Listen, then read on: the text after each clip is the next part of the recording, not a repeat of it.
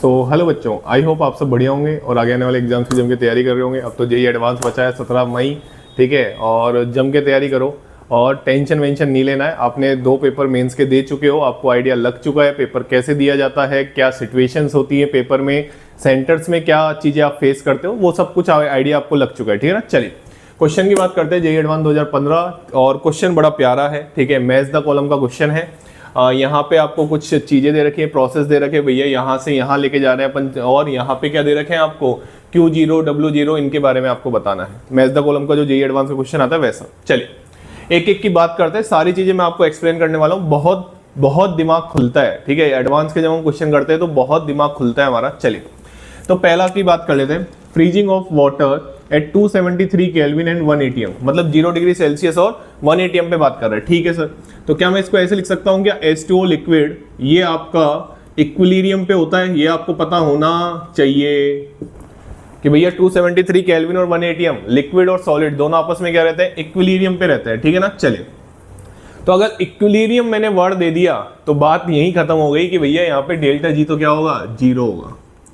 पहली चीज क्लियर हो गई, इस प्रोसेस के लिए बता रहा हूं, ठीक है, डेल्टा जी क्या होगा, 0 होगा। आंसर तो अपन लगा लेंगे, मैं आपको सारी चीजें एक्सप्लेन करूंगा, टेंशन मत लो, ठीक है ना। चलिए इसके बाद अगर मैं बात करूं लिक्विड से सॉलिड बन रहा है तो बताओ डेल्टा एस क्या होगा, सब बता सकते हैं, ठीक है। डेल्टा एस सिस्टम क्या होगा, ऑब्वियसली क्या होगा, अरे लिक्विड से आइस बन रही है तो लिक्विड से अगर आइस बन रही है तो डेल्टा एस क्या होगा, लेस देन 0 होगा।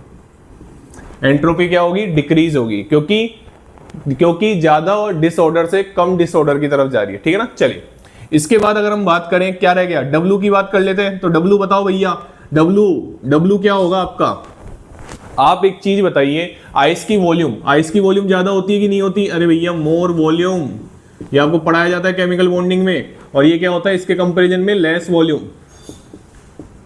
तो आप लेस वॉल्यूम से मोर वॉल्यूम की तरफ जा रहे हो तो बताओ क्या हो रहा है, एक्सपेंशन हो रहा है। एक्सपेंशन हो रहा है तो W कैसा आएगा, W आएगा नेगेटिव। एक एक पॉइंट समझा रहा हूं, एक एक पॉइंट, कुछ नहीं छोड़ूंगा, एक एक पॉइंट समझाऊंगा। तो लेस वॉल्यूम से मोर वॉल्यूम की तरफ जा रहे हो, एक्सपेंशन होगा, W बराबर minus P delta we, delta we यहाँ पे पॉजिटिव है, W क्या होगा, नेगेटिव होगा। चलिए Q की बात कर लेते हैं, लिक्विड से सॉलिड जा रहा है, ऑब्वियसली हीट क्या होगी, रिलीज होगी। हीट क्या होगी, रिलीज होगी, कोई टेंशन वाली बात नहीं है।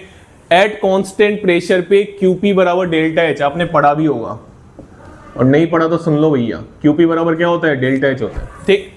अब मैं अगर बात करूं डेल्टा U, एक बच गया ना, डेल्टा U, आराम से देखो सब कुछ बताऊंगा। तो अगर मैं डेल्टा U की बात करूं तो डेल्टा U बराबर क्या होता है बेटा, डेल्टा U बराबर होता है Q प्लस W। तो आप मेरे को बताओ Q भी नेगेटिव है और W भी नेगेटिव है, तो ये वैल्यू भी क्या आएगी, नेगेटिव आएगी। Obviously first law of thermodynamics, Q भी नेगेटिव है, W भी नेगेटिव है, तो ये वैल्यू भी क्या आएगी, नेगेटिव। तो अब आपको मैंने सारी चीजें बता दी, delta G, Q, delta S, W और डेल्टा U। अब आप आराम से खुद ही आंसर लगा सकते हैं। तो बताओ A में आंसर क्या क्या आ जाएगा, एक तो आपका delta S system less than 0 R हो गया, और एक आपका डेल्टा G 0, तो A में आंसर आ जाएगा R और T। बात समझ में आ गई, आराम से देखो, कोई जल्दबाजी नहीं, आपको जो भी डाउट है कमेंट सेक्शन में लिख दिया करो, जैसे ही मेरे को टाइम मिलेगा मैं आपका आंसर जरूर दूंगा, ठीक है ना। चलिए तो ये था पहला ऑप्शन, अब मैं इसको रफ कर देता हूं जिससे जगह थोड़ी खाली दिखे, आपको समझ में आ गया होगा मेरे हिसाब से। चलिए आगे बढ़ते हैं। अब इसके टुकड़े हैं ना, मेंस पे पूछे जाते हैं, ये जेईई एडवांस है भैया, इसमें आपको हर चीज बहुत तरीके से देखनी पड़ती है, ठीक है ना। कई बार तरीके वाला क्वेश्चन है, एक भी गलती आपका आंसर गलत करवा सकती है, ठीक है ना। चलिए बी की बात करते हैं, एक्सपेंशन ऑफ 1 मोल, एक्सपेंशन पर अंडरलाइन कर लो, of 1 mole of an ideal gas पे अंडरलाइन कर लो, इनटू वैक्यूम, वैक्यूम पे अंडरलाइन कर लो, under isolated condition.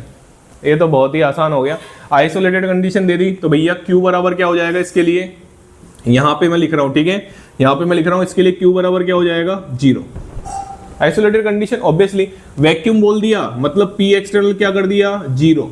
P external 0 हो गया तो भैया W क्या हो गया, 0। बोलो हाँ या ना, आराम से बोल सकते हो, ज्यादा जल्दबाजी मत करो, ठीक है ना। तो मेरे को एक चीज बताओ, डेल्टा U बराबर Q प्लस W होता है, Q भी 0, W भी 0, तो डेल्टा U भी क्या होगा, 0। बात समझ में आ गई, डेल्टा U भी क्या होगा, 0 होगा। चलिए अब मैं आगे बात करूं, डेल्टा S की मेरे को बात करनी है, किसकी बात करनी है, डेल्टा S की, और मेरे को बात करनी है डेल्टा G की, ठीक है। आप मेरे को बताओ कि एक्सपेंशन हो रहा है, क्या हो रहा है, एक्सपेंशन, तो डेल्टा S क्या हो रहा होगा, डेल्टा एस क्या हो रहा होगा, बढ़ रहा होगा। एंट्रोपी क्या आ रही होगी, बढ़ रही होगी। एक्सपेंशन हो रहा है ना, वॉल्यूम बढ़ रही होगी। तो यहाँ पे हम आराम से बोल सकते हैं कि डेल्टा एस क्या होगा, पॉजिटिव होगा। बात समझ में आ गई। चलिए इसके बाद डेल्टा जी की अगर हम बात करें तो डेल्टा जी की अगर मैं बात करूं, ध्यान से सुनना है ना, ज्यादा जल्दबाजी मत करना। डेल्टा जी की अगर मैं बात करूं तो मैं आपको इससे समझा सकता हूं, देखना। डेल्टा जी बराबर होता है बेटा N R T L N P2 by P1, या फिर आप इसको इस तरीके से समझ सकते हैं, कोई टेंशन वाली बात नहीं, इस तरीके से भी समझ सकते हैं। आइए बात करते हैं कि आप मेरे को बताइए, ये एक्सपेंशन हो रहा है पी एक्सएल बराबर 0 पे, तो आप मेरे को बताओ वो जो गैस एक्सपेंड हो रही है वो स्पॉन्टेनियस ही तो होगी, वो खुद से ही तो एक्सपेंड होगी। क्या आपको उसको एक्सपेंड करने की जरूरत पड़ेगी? नहीं, वो खुद से ही होगी। और जो प्रोसेस खुद से होता है वो कैसा प्रोसेस होता है, स्पॉन्टेनियस प्रोसेस होता है। और स्पॉन्टेनियस प्रोसेस के लिए डेल्टा जी कैसा होता है, डेल्टा जी होता है नेगेटिव। तो ये आपका आएगा पॉजिटिव, डेल्टा जी कैसा आएगा, नेगेटिव आएगा। बात समझ में आ गई? अच्छे से सुन लो। अगर स्पॉन्टेनियस प्रोसेस है तो उसका डेल्टा जी क्या होता है, नेगेटिव होता है। ये क्लियर हो गई बात? खुद से हो सकता है। और आपने डेल्टा जी के फॉर्मूले पढ़े होंगे, वॉल्यूम बढ़ रही है तो आप उससे भी आंसर लगा सकते हैं। क्लियर हो गई बात? चलिए अब मैं अगर बात करूं इसकी, ये एक्सपेंशन की बी वाले की बात हो गई, ठीक है। तो मैं इसका आंसर बताओ, इसका आंसर क्या क्या आ गया? एक तो आ गया आपका P, एक आपका आ गया Q। ये तो पॉजिटिव आ रहा है, ये नहीं आएगा, ये नेगेटिव आ रहा है, ये भी नहीं आएगा। तो इसका आंसर आ गया P, Q और S।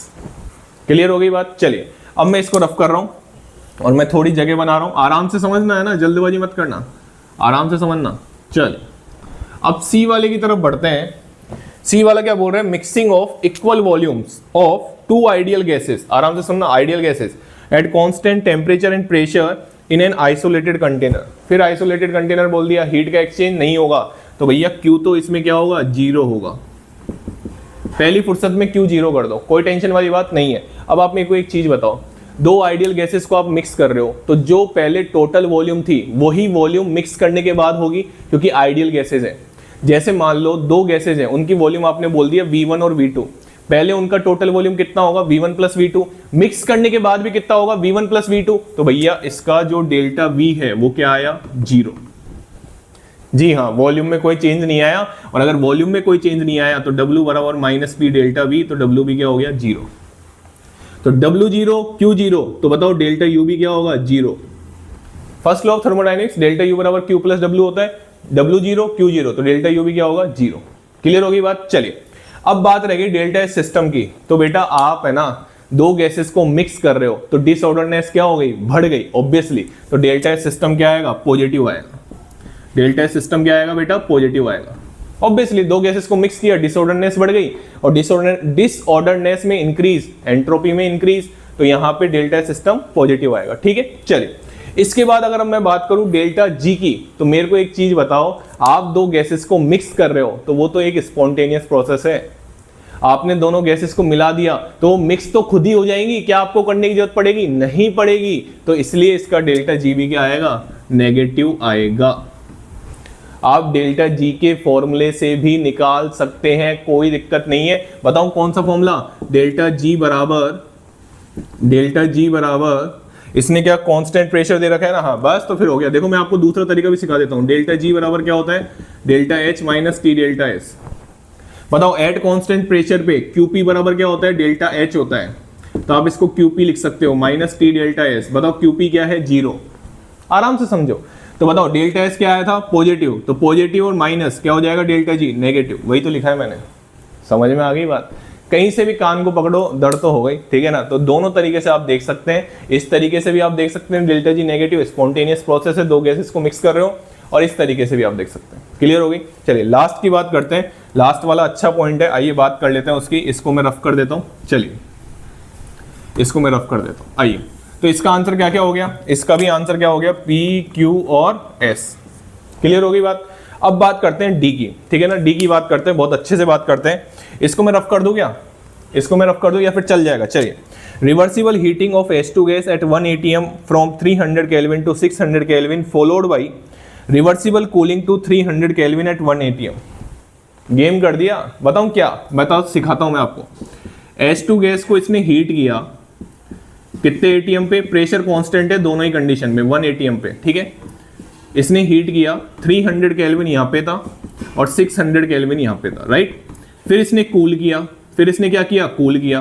पहले हीट किया और फिर क्या किया, कूल किया। अब ये इतना शानदार क्वेश्चन है ना, इतना बेसिक से उठाया गया है ना ये क्वेश्चन। आप मेरे को एक चीज बताओ, यहां से यहां गया, फिर यहां से यहां वापस आ गया, तो इनिशियल और फाइनल स्टेट क्या हो गई, सेम हो गई। और अगर इनिशियल और फाइनल स्टेट सेम हो गई तो मुझे एक चीज बताओ, इनिशियल और फाइनल स्टेट सेम हो गई तो मेरे को एक चीज बताओ, जितने भी स्टेट फंक्शन है उनका चेंज क्या आएगा, 0 आएगा। क्योंकि स्टेट फंक्शन पाथ पे डिपेंड नहीं करते हैं, इसलिए यहां से यहां गया और यहां से यहां वापस आया सेम तरीके से, तो भैया इनके जितने भी स्टेट फंक्शन है उनका चेंज क्या होगा, 0 होगा। तो आइए, हो गया क्वेश्चन। बताओ क्या क्या 0 हो जाएगा इसके लिए डेल्टा G 0 हो जाएगा, डेल्टा U 0 हो जाएगा और डेल्टा S 0 हो जाएगा।